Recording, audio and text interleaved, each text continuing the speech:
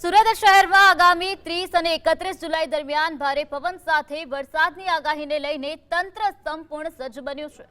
Surat municipal corporation, જિલ્લા collector અને police કમિશનરના સંકલનથી તમામ તૈયારીઓ પૂર્ણ કરવામાં આવી। સંભવિત પરિસ્થિતિને પહોંચી વળવા માટે નીચાણવાળા વિસ્તારોમાં એનડીઆરએફ અને એસડીઆરએફની ટીમો તૈનાત કરવામાં આવી છે। ભારે પવનને ધ્યાનમાં રાખીને હોર્ડિંગ્સ, અસ્થિર શેડ અને જોખમી વૃક્ષો હટાવવાની કામગીરી યુદ્ધના ધોરણે ચાલી રહી છે। નાગરિકોને ઝાડ કે હોર્ડિંગ્સ નીચે ઊભા ન રહેવા અને સાવચેતી રાખવા ખાસ અપીલ કરવામાં આવી।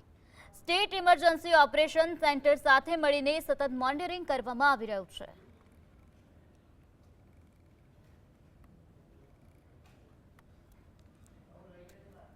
નીચાણવાળા વિસ્તારોમાં જ્યાં પાણી ભરાવાની શક્યતા રહે છે ત્યાંથી સ્થળાંતર કરવા માટેની સૂચના આપવામાં આવી છે। સાથે સાથે આ વખતે ભારે પવન પણ સાથે આવવાની શક્યતા છે, તેથી જેટલા પણ લૂઝ સ્ટ્રક્ચર્સ છે તેને પણ ઉતારી દેવા માટે, હોર્ડિંગ્સ ઉતારી દેવા માટે તમામ નગરપાલિકાઓને પણ